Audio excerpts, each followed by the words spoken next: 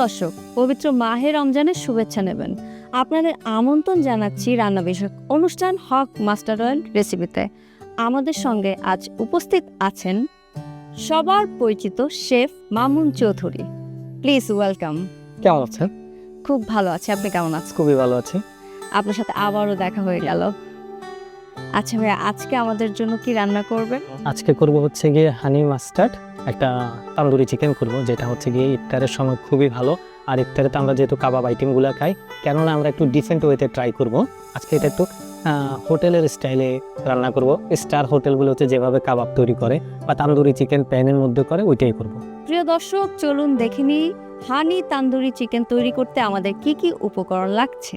এখানে হচ্ছে গিয়ে চিকেনের পুরো একটা লেগ, ড্রাম স্টিকের মতো, বাট এটার বোল নাই। বোন শুধু এখানে একটু 2 পিস।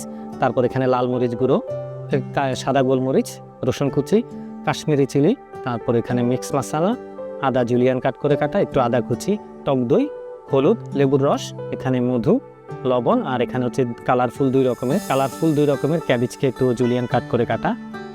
আর এটাতে আমি যেটা ইউজ করব, যেটা দিয়ে আমি এটাকে মাসাজ করব, ম্যারিনেশন করব, এটার উপকরণটা হচ্ছে গিয়ে, যেটা সারা আসলে এই চিকেনটা অসম্পূর্ণ, হক মাস্টার্ড অয়েল। এটার ঝাঁঝালো ফ্লেভারটা আর টক ঝালের একটা খুব সুন্দর একটা কম্বিনেশন দিবেন। এটা আমরা গ্রিল প্যান ইউজ করতেছি, যেহেতু আমাদের কাবাব, তারপরে চিকেন তান্দুরি, এগুলো একটু গ্রিল প্যানে করলে কি হয়, এটার কালারটা খুব ব্রাউন আসে। আমার চিকেনের মধ্যে সরিষার তেল দিয়ে দিচ্ছি। এটা জাস্ট আমি দিয়ে একটু 2-3 মিনিট রেখে দিব, আর এটা ওভারনাইট রাখলে আরও ভালো। এখন টক দইয়ের মধ্যে আমি 1 টিস্পুন লাল মরিচ দিলাম, 1/2 টিস্পুন কাশ্মীরি চিলি, সাদা গোলমরিচ 1/2 টিস্পুন, মিক্স মশলা। এটা জাস্ট মিক্স করে এখানে দিয়ে দিব।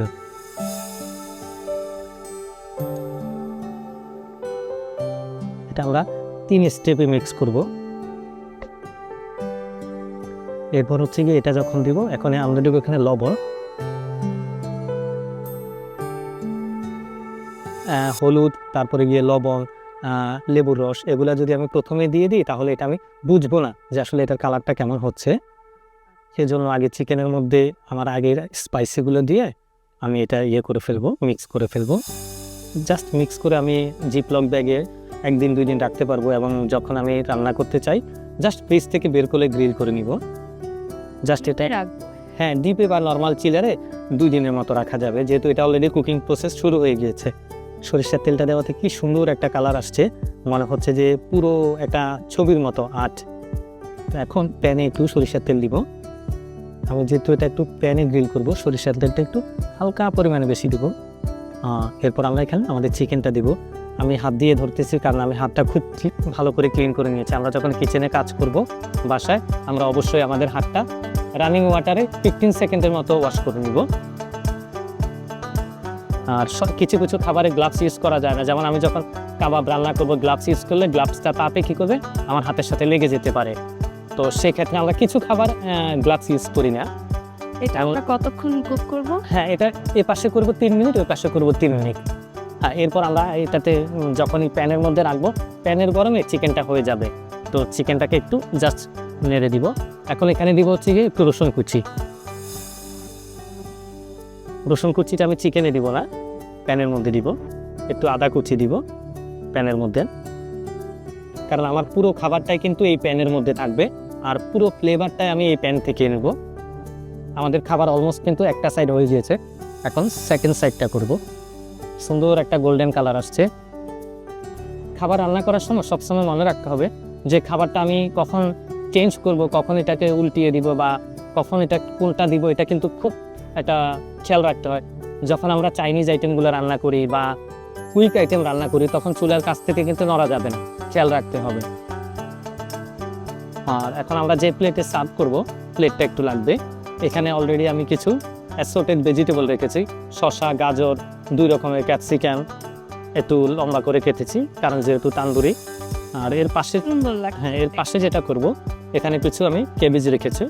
ক্যাবেজে আমি একটু আদা কুচি দিব সামান্য, একটু রসুন কুচি দিব, 1 পিঞ্চ হোয়াইট পেপার দিব, আর একটু লবণ দিব 1 পিঞ্চ, আর একটু হক মাস্টার্ড অয়েল দিব।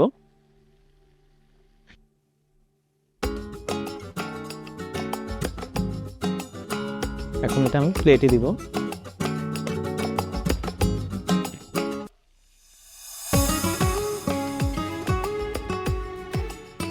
তো আমাদের চিকেন এই সাইডটাও কিন্তু অলমোস্ট ডান। খুব সুন্দর কালার আসছে। এখন যেটা করব, হিটটা একটু বাড়িয়ে দিয়ে এখন দিব মধু। কারণ আমি যদি মধুটা আগে দিতাম তাহলে আমার খাবারটা নষ্ট হয়ে যেত, মধুটা আগে পুড়ে যেত।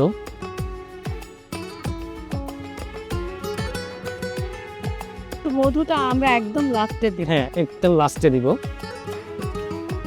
মধুটা একটা সুন্দর গ্লেজ দিবে। আমাদের চিকেনটা অলমোস্ট ডাল। তো এখন আমরা চুলাটা বন্ধ করে দিব, আমরা প্লেটিংয়ে চলে যাব।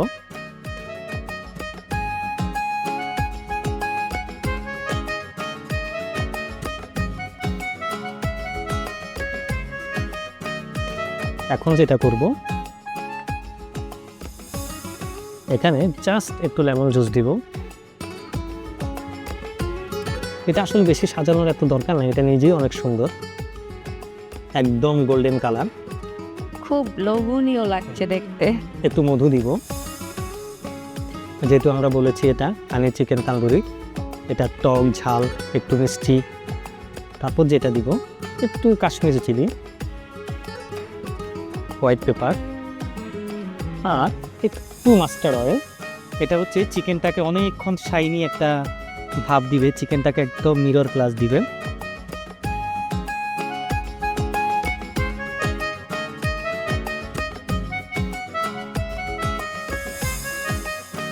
গোল্ডেন একটা ফোক দিব।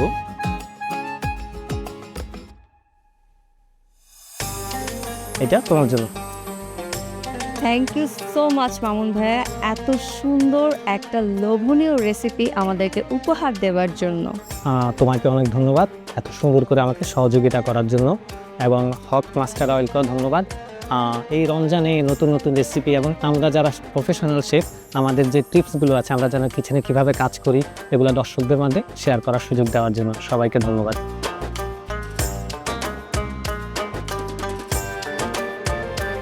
প্রিয় দর্শক, আজকে এ পর্যন্তই। আগামী দিন নতুন কোনো রেসিপি নিয়ে হাজির হয়ে যাব হক মাস্টার্ড অয়েল রেসিপিতে। সে পর্যন্ত ভালো থাকবেন, সুস্থ থাকবেন। আল্লাহ হাফেজ।